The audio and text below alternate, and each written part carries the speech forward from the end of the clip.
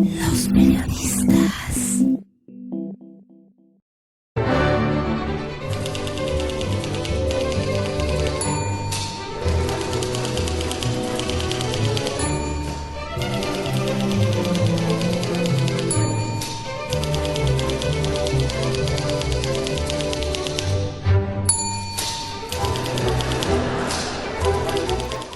De un tiempo a la fecha, la práctica de la política ha dejado de ser seria.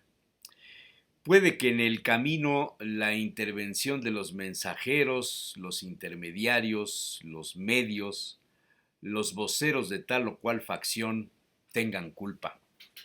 Aquella práctica de no improvisar las intervenciones en público hacía que los políticos o bien leyeran o se aprendieran de memoria los argumentos. El objetivo, decían los asesores, era no dejar espacio para la mala interpretación y menos dar lugar a una libre interpretación del mensaje. De ahí que los políticos gobernantes no se prestaban a las entrevistas llamadas callejeras, menos a pararse frente a un grupo de reporteros para hablar sin censura. Solo lo hacían con los de confianza. De lo contrario, las filtraciones inundarían las páginas de los diarios.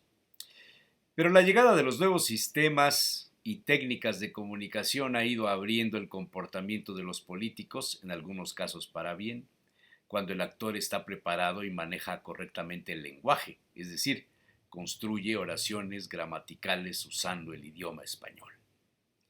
En otros casos, es el origen del caos en las relaciones políticas y las consecuencias suelen ser graves, al grado de colocar a los actores en el papel del negro de la feria. Una falla en lo expresado da pie a una campaña de desprestigio. Por eso, en el pasado, el gobernante solo hablaba lo necesario y su vocero leía los comunicados de prensa. Pero la sociedad fue demandando la participación en vivo de los actores de la vida política y empezaron los problemas.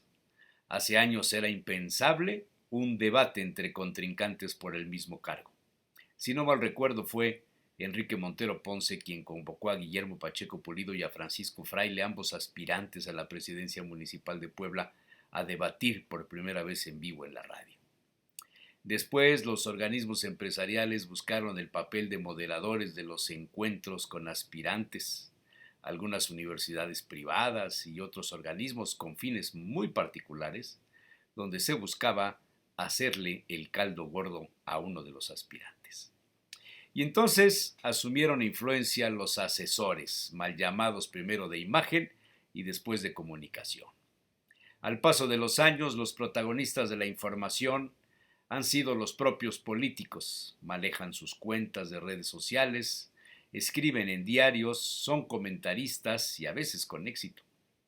Por desgracia, en otros escenarios, son los propios políticos los causantes del deterioro de la comunicación, de la degradación de la información, de la banalización de las dos actividades, la del ejercicio político y la comunicación.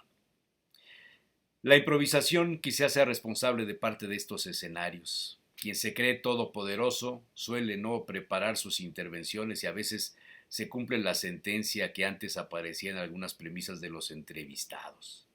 Antes de hablar, conecta la lengua con el cerebro, o aquella más antigua y castellana de el hombre es dueño de su silencio y esclavo de sus palabras. Ambos ejemplos tienen seguidores en la actualidad. Las filtraciones del tal Alito apenas son un ejemplo. Otros casos se filtran por sí mismos y en vivo y a todo color. La reflexión viene a cuentas por la sucesión gubernamental en Puebla, donde la banalidad va haciendo su trabajo y se pone como tapete rojo en la recepción del espectáculo. De uno y otro lado están surgiendo, alimentando y retroalimentando discursos de odio que derivan en el desinterés de los ciudadanos y aumentan la banalización de las expresiones. Quizá no se den cuenta quienes las producen o las padecen, pero a sotto voce, al más puro estilo poblano, el cotilleo está dejando sin reconocimiento la labor de los políticos, quienes no se dan cuenta de la realidad por aquello de practicar, como decía el cuento ese, espejito, espejito, dime quién es el más bonito. Dos anécdotas. Gobernaba Mariano Piña Olaya, un hombre de carácter fuerte y amplia ironía, con un nivel de tolerancia muy escaso. Acostumbrado a las reuniones entre los ricos de la Ciudad de México, amigo del presidente Miguel de la Madrid, hablaba varios idiomas y no entendió a la sociedad poblana nunca. Su llegada fue cobijada por empresarios deseosos de hacer negocios, que por ambición hasta en el fútbol se metieron y algunos perdieron mucho dinero. El gabinete de Mariano fue, como el de muchos gobernadores, dividido en dos grupos, los de confianza y los necesarios para cubrir el expediente. Todos sabían de la fuerza y control del gabinete que ejercía Alberto Jiménez Morales, don Alberto le decían. Enrique Montero Ponce se burlaba de él en esquina radiofónica y lo comparaba, sin decir nunca su nombre, con el bien amado, un personaje de la telenovela con mucho rating en esos tiempos, cuyo argumento describía a un alcalde, Odorico Parahuaco, demagogo y corrupto, quien buscaba por todos los medios inaugurar su máxima obra, el nuevo cementerio del pueblo. Montero Ponce narraba todas las mañanas el avance de la telenovela titulada El bien amado, y soltaba con ironía las comparaciones con los personajes locales. Las consecuencias fueron graves para Enrique. El gobernante Piña Olaya, segunda anécdota, acostumbraba a hacer reuniones con sus colaboradores y algunos empresarios metidos en el quehacer. Las cenas se convertían en tertulias donde el gobernador disfrutaba de los papeles escenificados por los colaboradores.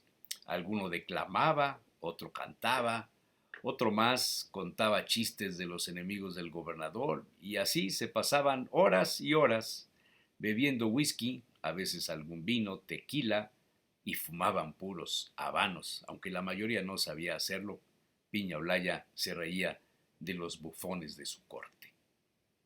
Alguna noche fue invitado a la tertulia el titular de Cultura, Efraín Castro Morales, y el gobernador le preguntó: ¿Y tú, Efraín, qué gracia tienes? Castro le respondió seriamente: yo escribo, Mariano, hago libros, hago historia.